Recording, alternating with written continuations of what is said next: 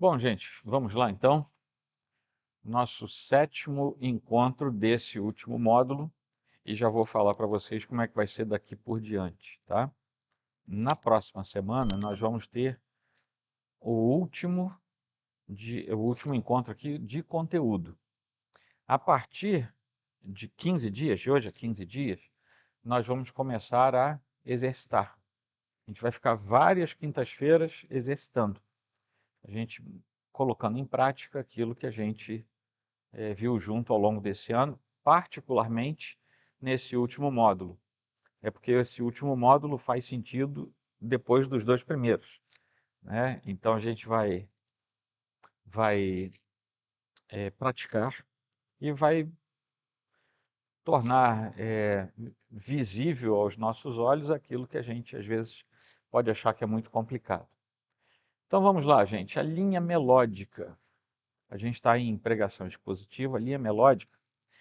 Todas essas nomenclaturas fazem parte daquilo que o Ministério Simeon Trust, de Charles Simeon Trust, oferece com as suas oficinas práticas.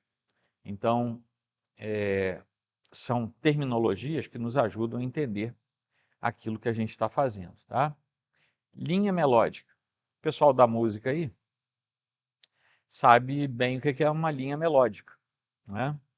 Mas a gente que não é da área de música profissionalmente, a gente tem músicas na cabeça, né? Se a gente ouve, por exemplo, alguns tons, tinha um quadro num programa, não sei se era no Silvio Santos, que era Qual é a Música?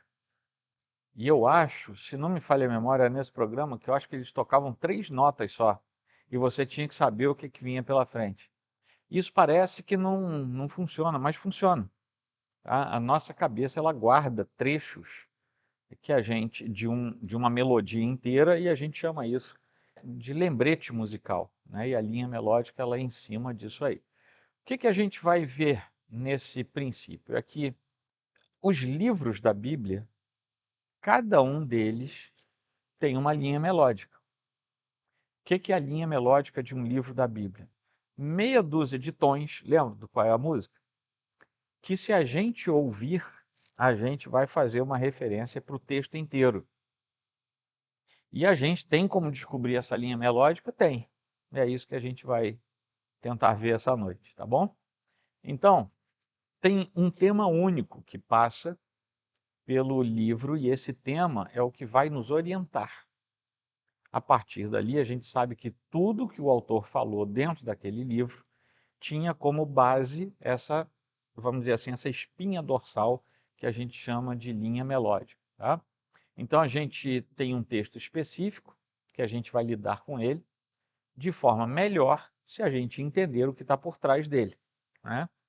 Então a gente está perguntando ao texto qual é a grande ideia do livro e o livro tem dicas para nos mostrar isso, né? E essa grande ideia vai deixar marcas sobre cada uma das partes e é isso que vai nos ajudar a explicar não só cada uma delas, como também a ter uma noção de todo o livro. Bom, o que a gente vai perguntar ao texto? Como é que a minha passagem se relaciona com o tema do livro inteiro? Essa é uma pergunta que a gente faz ao livro. Por que isso? Porque cada passagem, de alguma maneira, vai ter essa linha melódica e ela às vezes é mais aparente, às vezes é menos aparente. Às vezes vai ser direta, às vezes não vai ser tão direta. E às vezes vem até com um contraste. E eu botei o exemplo ali do primeiro livro de Samuel, que tem um rei fracassado num livro sobre Deus levantando um rei. Vamos nos lembrar que em 1 Samuel, Davi já é herói, mas ainda não é rei. Embora ele seja ungido nesse livro, o reinado dele vai todo ser em cima de 2 Samuel. Tá? No primeiro livro, ele está fugindo, se escondendo. Aí no finalzinho do livro, esse rei fracassado morre. Lembram quem é o rei fracassado? Saul. E aí sim abre o caminho para o rei segundo o coração de Deus, que é Davi, que até hoje é rememorado entre os judeus, né? Definição é uma frase que capta a essência do livro, que claramente a articula, ou seja, articula essa essência, né? Cada música, cada trilha, cada sinfonia tem uma linha melódica que é reconhecível, tá? Então, se eu cantarolar assim para vocês, vamos lá em Luca, é para você. Tan, taran, tan, tan, tan. O que eu comecei a cantar?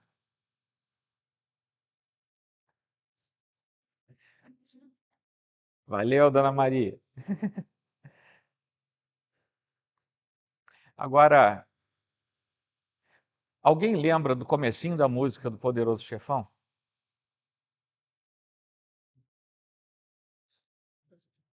Você nunca viu?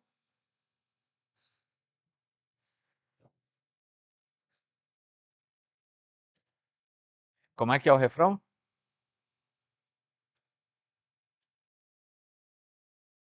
Se a gente ouvir isso, a gente vai reconhecer a música toda. A gente vai lembrar qual é a música, né? Que outra música a gente pode lembrar apenas com um pedacinho? Hã? Qual? Você lembra do filme, porque o filme tinha uma trilha sonora que começava assim. Sara, não lembra de nenhuma? Hã?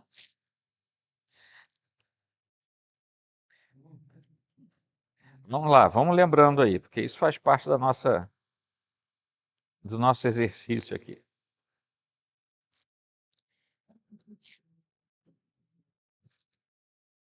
Tan, tan, tan, tan, tudo bem.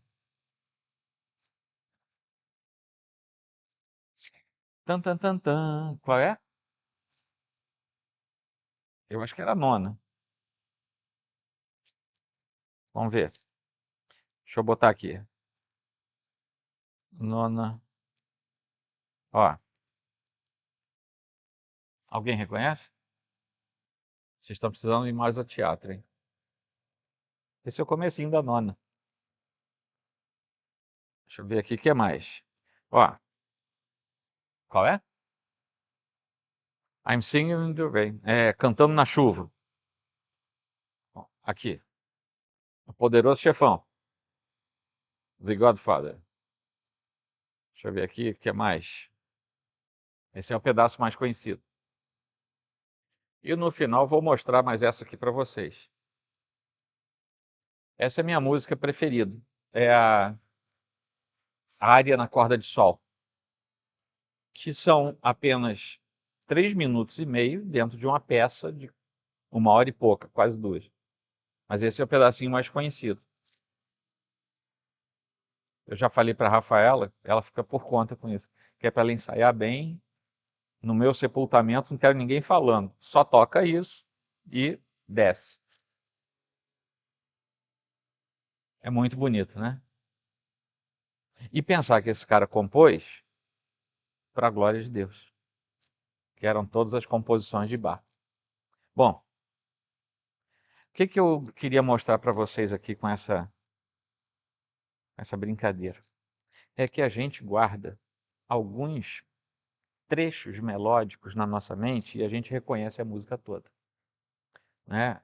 A gente que gosta mais de ópera, de parte mais lírica e tal, é impressionante como você vê um trechinho, aí você lembra do Quebra-Nozes, você lembra, sabe, você vai lembrando. Isso com a Bíblia também funciona, porque assim como cada música ou cada sinfonia tem uma linha melódica básica e sobre ela o trabalho musical é feito, o texto da Bíblia também é feito assim. Tem uma informação principal, uma sentença, e sobre aquilo o livro é construído, né? A sinfonia completa, poderíamos dizer, assim, num lampejo, que seria a Bíblia. Isso não é muito certo falar isso, não, mas é como se a grande sinfonia fosse a Bíblia e cada cada livro fosse uma área, né? Como se fosse uma sinfonia e 66 áreas, né? E a gente tivesse ali toda a melodia que Deus nos deu, todo o som que Deus nos deu, fazendo essa comparação. E a base de tudo, na Bíblia toda, é a cruz e a ressurreição, que apontam para a redenção, né? Então, cada livro em particular, com a sua própria linha melódica, vai contribuir para esse todo. E é como se cada livro da Bíblia fosse uma partitura, e nessa partitura tem algumas notas especialmente postas ali naquela partitura que vão nos lembrar do todo daquela música. Bom, os melhores pregadores são aqueles que conseguem ser os melhores ouvintes. Isso quer dizer que se a gente não ouvir o som da Bíblia, a gente não consegue contar aquilo que a gente ouviu. Se a gente não parar para refletir, meditar e realmente entender o que a Bíblia está nos dizendo, a gente não tem como falar para os outros. É por isso que a gente precisa se debruçar. Ou seja, aqueles que aprendem a ouvir bem, conseguem pregar bem. E não vamos aqui imaginar que a pregação é apenas a do pastor no púlpito. É a pregação da nossa vida, aquilo que a gente fala para as pessoas, né? Aqueles que se preocupam mais em ouvir o texto do que em interpretar o texto. Por que isso? Porque a Bíblia interpreta a Bíblia. Se a gente aprender a ouvir a Bíblia, a gente pode não ter mecanismos técnicos muito avançados, mas a gente não necessariamente vai se afastar da Bíblia. A gente fica encaixado naquilo que a própria Escritura nos diz. Os melhores pregadores percebem quais são as partes do livro que compõem o todo. Um exemplo prático para vocês aqui na nossa igreja. Nós estamos pregando em duas séries, Romanos e Êxodo. O ano passado nós pregamos em Gênesis, foi ano passado? Não, retrasado, né? Rapaz, muito rápido. O ano passado foi Apocalipse e Daniel. O ano retrasado foi Gênesis e as cartas pastorais. Hã? Quando é que a gente pregou Gênesis, rapaz? Tem quantos anos já? Retrasado? Hebreus foi antes ainda. Você não estava aí? Então foi antes, rapaz. Ó. O negócio é dinâmico, né? Quando a gente pregou Gênesis, eu não sei se vocês vão se lembrar, a gente alternou, é porque esse é mais radical. A gente alternava com as cartas pastorais, não era isso?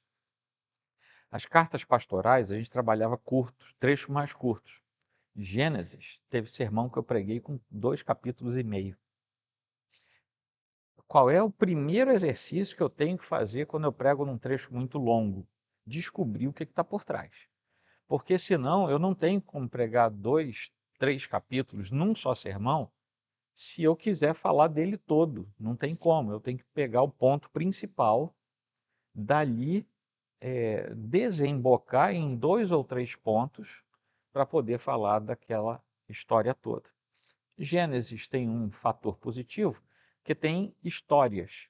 Então a gente pegava o começo e o fim de uma narrativa e dava certo.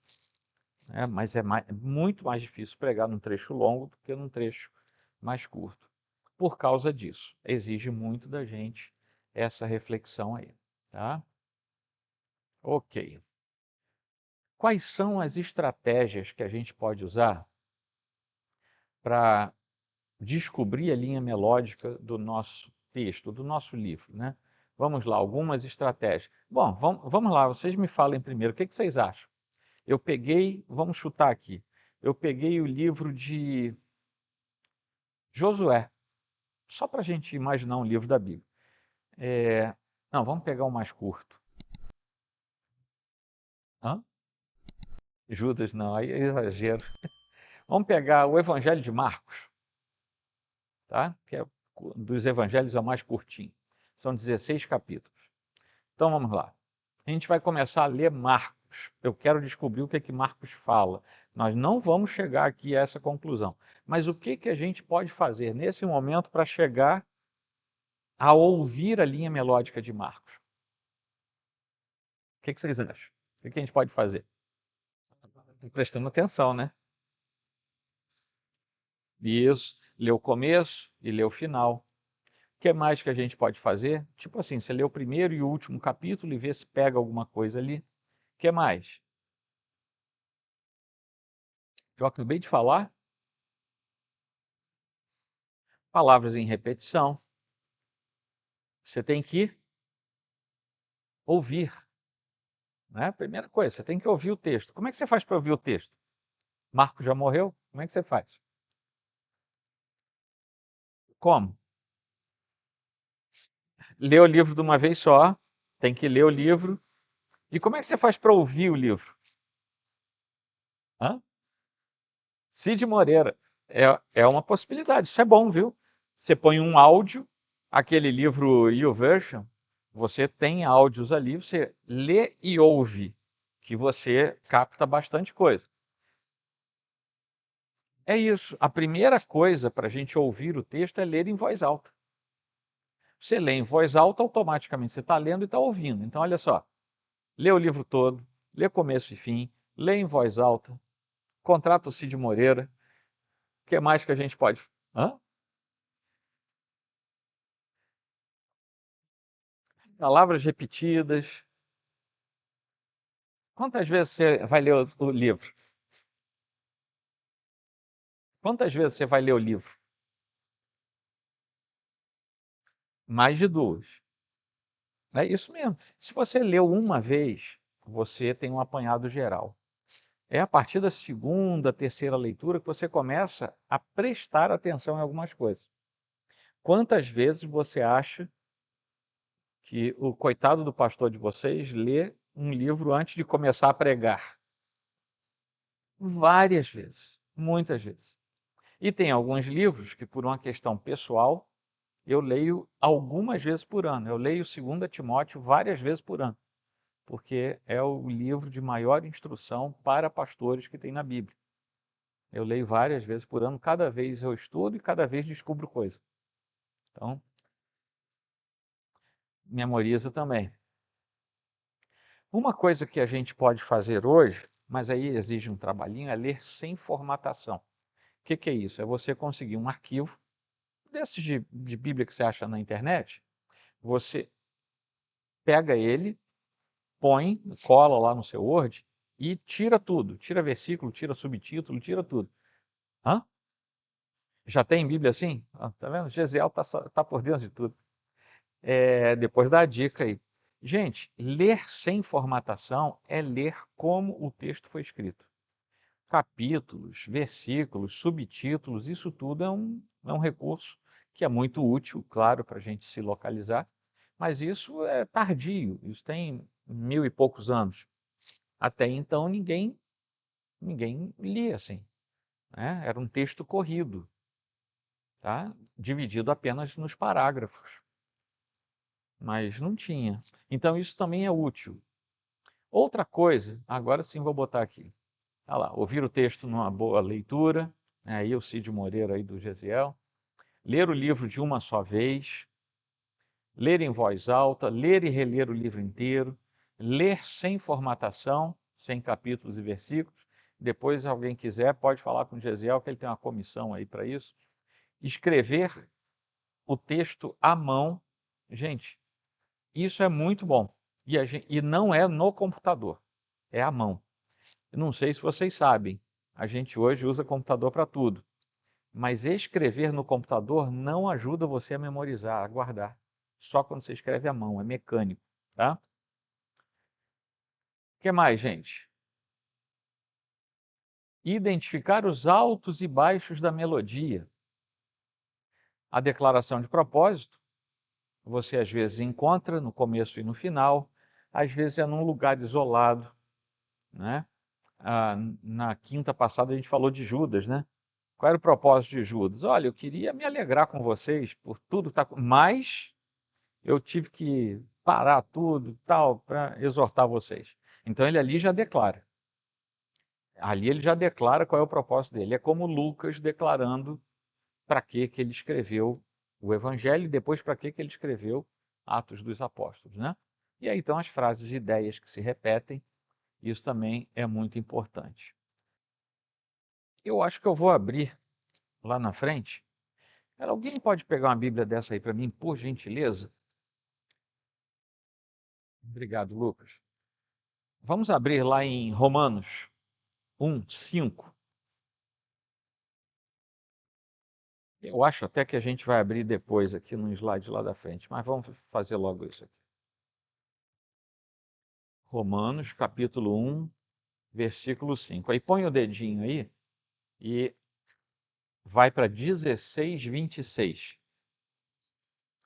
1, 5. Isso, aí deixa o dedinho aí marcando a folha e vai para 16, 16. Olha só, eu vou ler aqui para vocês, prestem atenção, tá? Que aí a gente vira rapidinho de uma página para outra aí para ver. Olha só, 1:5. Por meio dele, viemos a receber graça e apostolado por amor do seu nome, para a obediência da fé entre todos os gentios. Agora 16, 26. E que agora tornou-se manifesto e foi dado a conhecer por meio das escrituras proféticas, segundo o mandamento do Deus eterno, para a obediência da fé entre todas as nações. Vocês notaram alguma coisa aí? Hã? Vocês lembram como, quando eu comecei a pregar a série de Romanos, que eu insisti na questão da obediência pela fé? É por isso. Porque quando a gente vai estudar Romanos, isso aqui tem que aparecer. Tá? Como é os últimos sermões. Por que que a gente fala de paciência? Por que que a gente fala de esperança? É para aquele que obedeceu pela fé. Tá? Paulo tem isso em mente enquanto ele escreve o texto todo. Tá bom? Evangelho de Lucas, a gente já viu no comecinho. É a declaração lá de João 20, 30 também. 1 João 5. Vamos lá, 1 João 5. Lá no finalzinho da Bíblia. 5:13. Quem achar pode ler. Para que ele escreveu? Para que ele escreveu? Ele declara logo de saída, ele nem disfarça. Você não precisa interpretar nada, está claro ali, né? 1 Pedro 5:12. Isso, para que ele escreveu? Para exortar e testemunhar que aquilo tudo que ele escreveu até aqui é a genuína graça de Deus. E qual é a exortação final? Fiquem firmes nessa graça. Permaneçam firmes nela. Em que graça? No que ele levou 5 capítulos falando. Que ele agora diz. É isso mesmo. Tá? Essa é a verdadeira graça de Deus. Então, fiquem firmes nela. Então, ele declara aqui exatamente o que ele quer fazer. Ok, vamos lá. Vamos avançar um pouquinho? Sim, seguir citações do Antigo Testamento que apontam para o Novo. Prestar atenção às estruturas retóricas. Encontrar isso, hoje já tinha falado isso, né? Encontrar um tema, um fluxo, uma trajetória recorrente, ler o início e o final do livro, né? A gente, enfim, repetindo algumas coisas aí. Olhem só que curioso isso aqui. Romanos 1, de 1 a 5, a gente leu só o versículo 5, né? Mas nos 5 primeiros versículos, vamos ler, né? Que aí fica mais claro aqui para a gente. E aí depois eu vou lá para 16, aí vamos ler o trecho todo, do 25 até o 27. Então, os primeiros 5 versículos dizem assim: Paulo, servo de Cristo Jesus, chamado para ser apóstolo, separado para o evangelho de Deus, que ele no passado prometeu por meio dos seus profetas nas Escrituras Sagradas. Este evangelho, começaram a notar? Ele já começa a repetir evangelho aí. Este evangelho diz respeito a seu filho, o qual, segundo a carne, veio da descendência de Davi e foi designado filho de Deus, filho de novo, com poder segundo o Espírito de santidade, pela ressurreição dos mortos, a saber, Jesus Cristo, nosso Senhor. Por meio dele, viemos a receber graça e apostolado por amor do seu nome, para a obediência da fé entre todos os gentios. Então, olha, no versículo 1 aparece o Evangelho, no versículo 2 as Sagradas Escrituras e os escritos proféticos, no primeiro versículo existe o chamar da atenção para o serviço, e no versículo 5, a obediência por fé.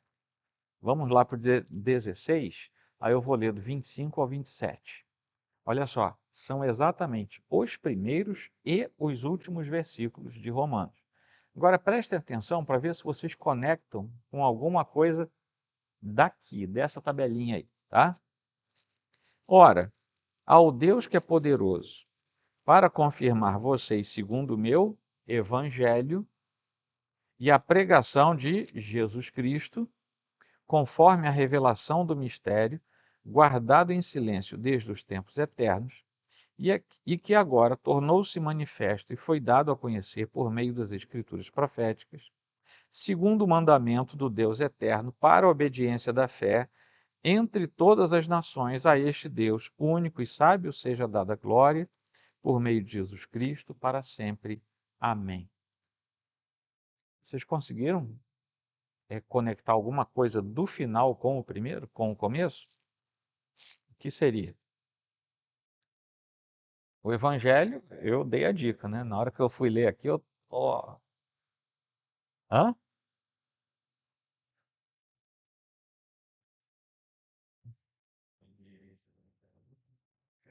Não é legal isso, gente? Você olhar o texto da Bíblia e descobrir quanta informação ele traz para a gente?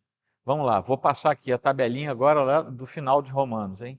Olha lá, o Evangelho, as Escrituras, os escritos proféticos. Aí não fala aqui do serviço, mas fala da obediência por fé. Olha aqui a comparação. Os gentios, né? É verdade. Então, está aí entre todos os gentios, aparece no começo e no final.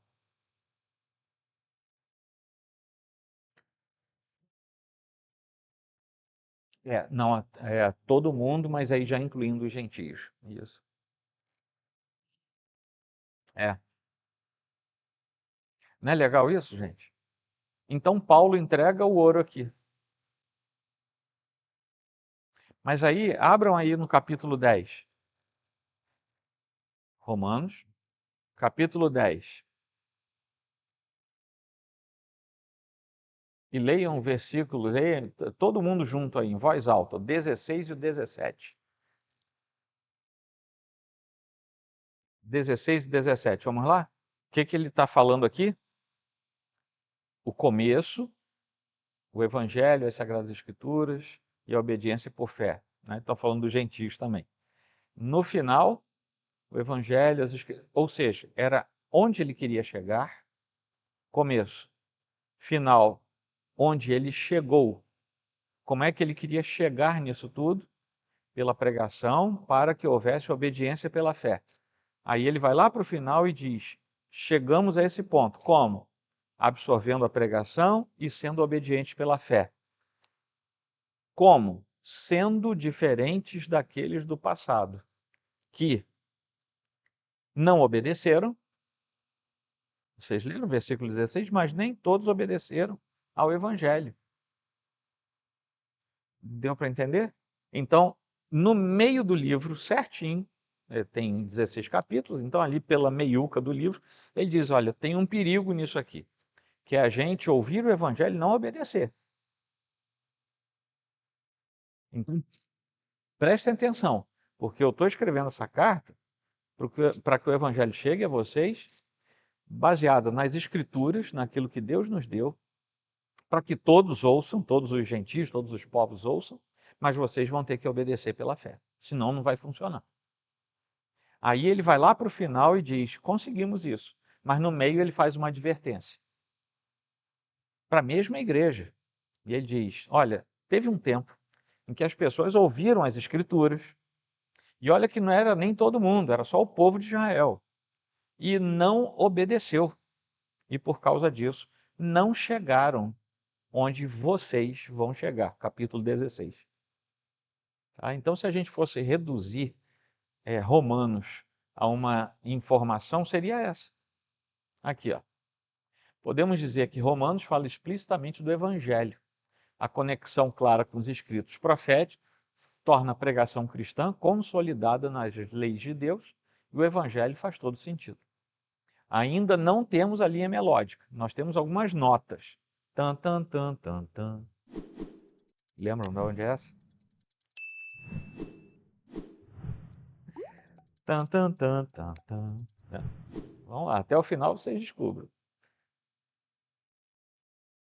Mas a gente já sabe uma coisa, o Evangelho está nessa história, a obediência pela fé está no centro da mensagem, porque ele queria que isso acontecesse, advertiu sobre o perigo no meio e depois disso, é isso aqui que vocês alcançaram, tendo obedecido, né? Agora, Romanos 16, 10, 16 e 17, está aí o que a gente já acabou de ler, né? E a obediência é pela fé, não é? Por onde é que vem a fé? Pela pregação da palavra de Deus, palavra do Senhor. Portanto, para a gente aprender a obedecer pela fé, a gente tem que ouvir a pregação e ela tem que fazer efeito no nosso coração. Aí a gente obedece por fé. Esse trecho, eu até botei aqui, talvez esse trecho não faça todo sentido até que entendamos de perto, por meio do livro, que entendamos que perto do meio do livro, Paulo está reforçando a ideia central, obediência pela fé. Tá? Vamos aqui, agora, a ideia de abençoar, usando aqui as repetições de palavras que o Lucas lembrou ali, né? A ideia se repete ao longo do livro. Então, capítulo 12, isso é lá em Gênesis. Capítulo 12, versículo 3, ele fala, né, sobre abençoar e sobre as famílias benditas do Senhor também abençoarem. Deixa eu abrir aqui para não ficar nas minhas palavras avulsas. 12, fala para Abraão. Abençoarei, não, vou ler antes. Farei de você uma grande nação e o abençoarei. E engrandecerei o seu nome, seja uma bênção. 3 vezes a ideia de bênção num versículo só de 2 linhas. Versículo 3, abençoarei aqueles que o abençoarem e amaldiçoarei aqueles que o amaldiçoarem. Em você serão benditas todas as famílias da terra. Então, no 12, do 2 ao 3, eu botei só o 3 aí, mas tem a ideia de abençoar, ser bendito, Deus abençoar, os abençoados abençoarem. Então, tem várias ideias sobre a bênção. Agora, todas essas referências ali trazem a mesma coisa, a ideia de que Deus abençoou. 1, 28, 9, 1, 25, 11, 28, 1, 35, 9, 49, 28, todos esses versículos tratam da ideia de que Deus abençoou. Abram, por favor, em 1, 26 a 28. Aí, todas essas referências que eu coloquei ali trazem a ideia de Deus abençoando. Mas olha só, lá em Gênesis já tinha povo de Israel? Foi antes ou depois do pecado aquilo lá? Foi antes.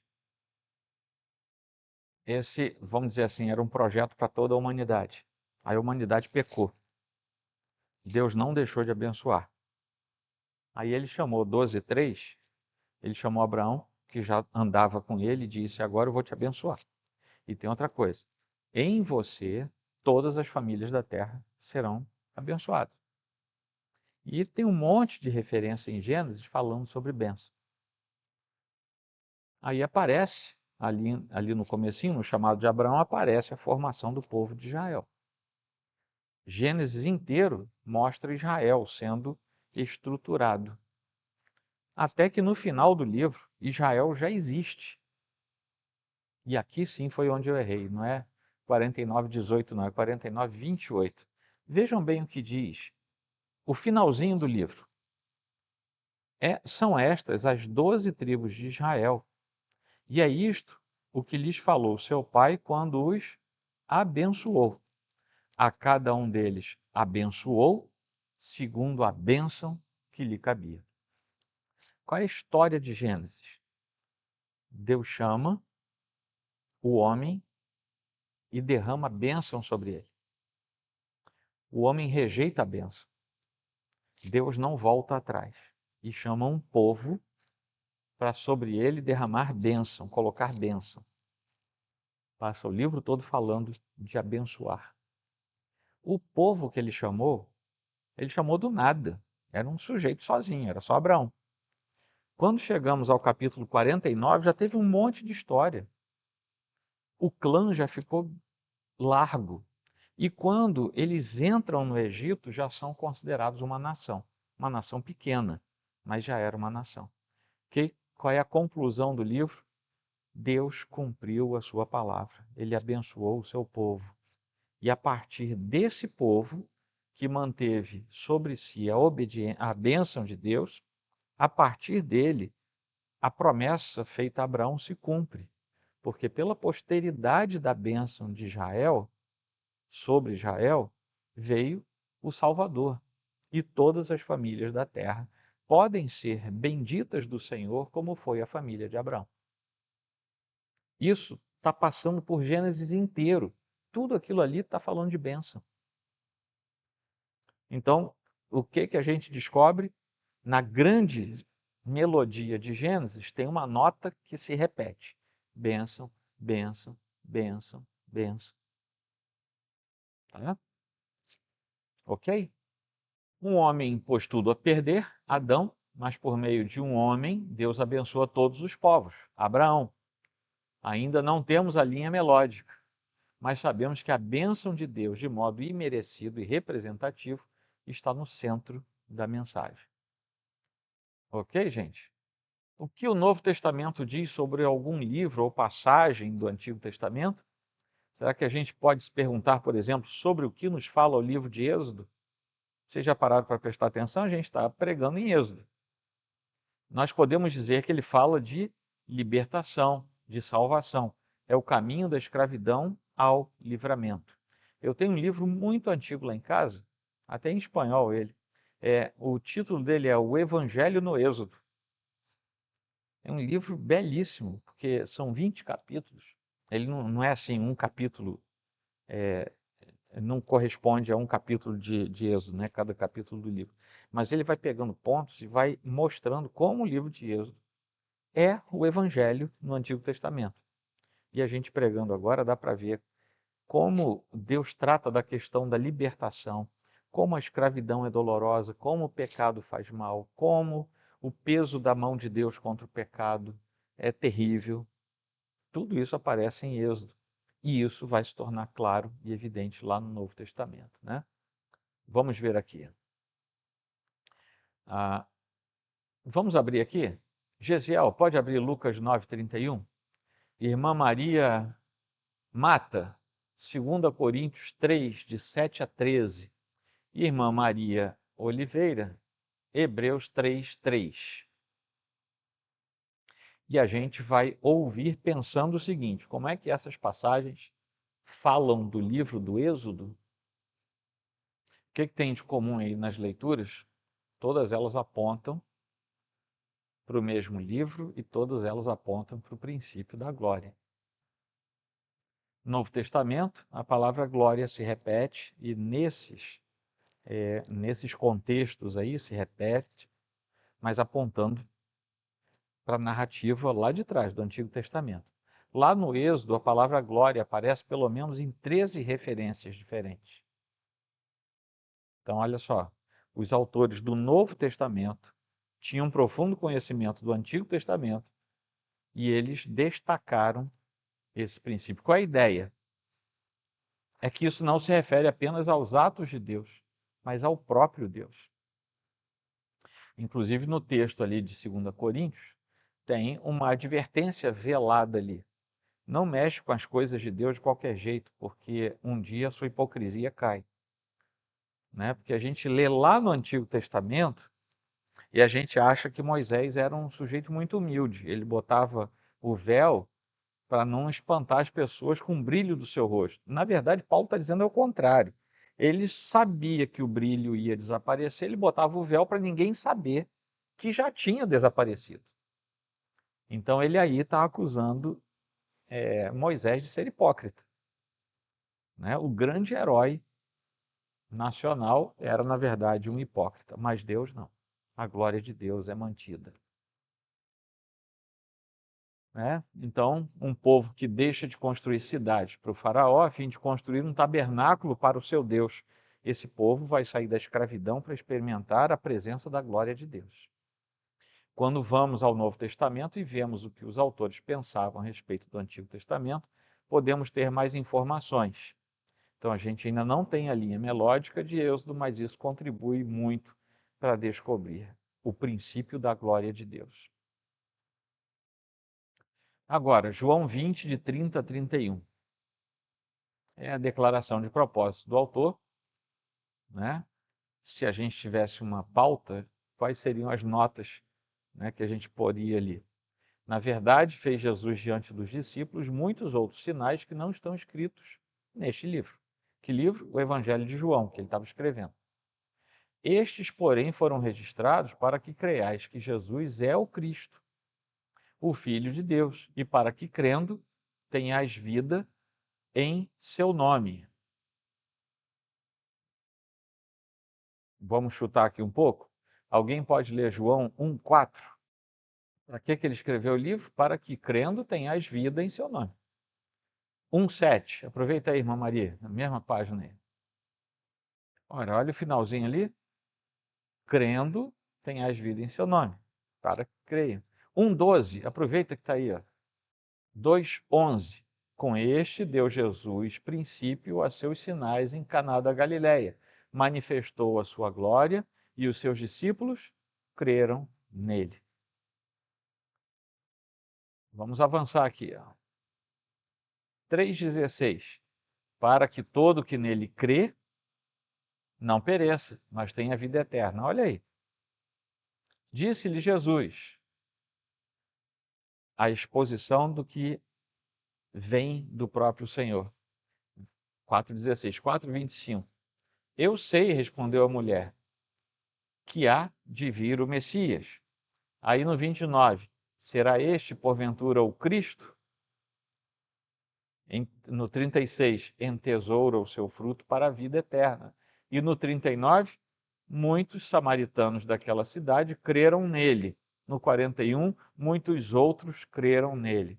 A palavra, a recepção do Salvador, no caso aqui o Messias, o Cristo acolhido, a vida eterna aplicada e gente crendo de dentro e de fora do povo.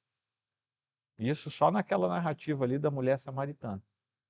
Então, se a gente, pela primeira vez, fizer uma brincadeira com a pauta, aqui nesse texto de João, olha só.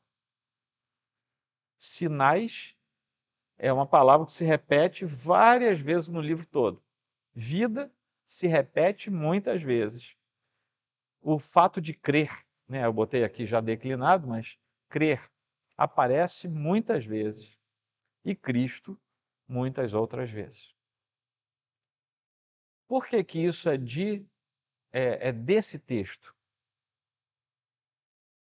Porque se você pegar outro evangelho, você não vai ter exatamente essa linha melódica, você vai ter outra parecida, porque a intenção do autor era outra perspectiva. Tá? Isso a gente descobriu pela declaração de propósito. A gente foi lá no final, viu o que ele declarou, aí voltou para o texto para procurar. Será que tem vida? Será que tem crer? Será que tem Cristo? E a gente descobriu que ao longo do texto todo, essas palavras se repetiam. Então, quando ele chega no final e diz, olha, eu escrevi, mas tinha muitas outras coisas, mas a finalidade era X, já que está no final do livro, ele deve ter falado daquilo no livro todo. E a gente descobriu que é verdade. ok? Aqui eu ia botar aqui no final só para a gente encerrar, mas eu acho que não dá para... Ih, travou aqui. Eu acho que não ia dar sol não, mas eu já botei um pedacinho para vocês da área na corda de sol. Esse aqui está precisando ler Êxodo para ser abençoado, que ele agora resolveu travar aqui. Mas tudo bem, de conteúdo acabou, tá? Eu só ia botar a área aqui, mas não precisa botar não. Era só... era isso aí que eu ia botar. Tá? O que eu quero dizer com isso? É a suíte número 3 para orquestra em Ré menor, Ré maior de Bach. Aí tem esse nome todo aí. Escrita para o príncipe Leopoldo entre 1717 e 1723.